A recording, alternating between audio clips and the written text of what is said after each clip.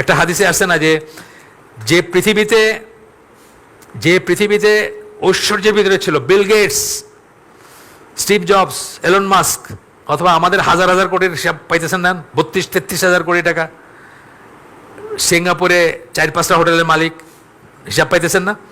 এইরকম মানুষকে জীবনে কোনোদিন যারা কোনো কষ্ট পায় নাই, একবার জাহান্নামে চুবায় নিয়ে এসে জিজ্ঞেস করা হবে যে তুমি কি জীবনে ভালো কিছু দেখছিলা, ভালো কিছু উপভোগ করছো?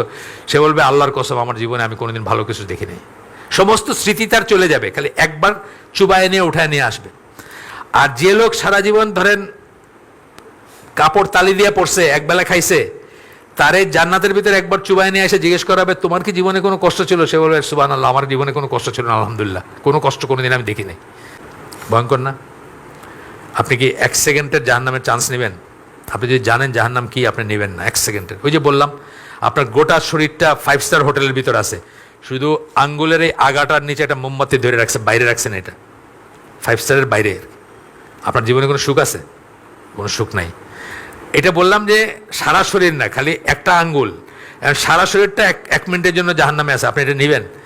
এই ব্যাপার আর কি, মানে বোঝানো হচ্ছে যে এটা যত সিভিয়ার জিনিস। পৃথিবী এবং পৃথিবীতে যা কিছু আছে সব যদি আপনার হয়, আপনি 1 মিনিটের বিনিময়টা দিয়ে দিবেন যে আল্লাহ 1 মিনিট থাকতে চাই না আমি ওখানে। ওই যে একটা চুবানো আমি চাই না, আল্লাহ সব নিয়ে নাও আমার, এটা চাবেন আপনি।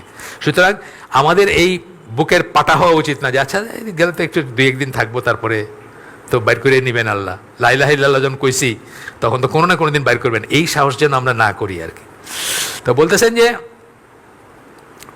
ইসরায়েলি গোত্রগুলো 72টি ধর্মীয় ফিরকায় বিভক্ত হয়েছিল, আমার উম্মাত 73টি ফিরকায় বিভক্ত হবে, সেসবের সবকটি জাহান্নামে যাবে একটি ছাড়া। তারা বললেন সেটি কোনটি হে আল্লাহ রসুল?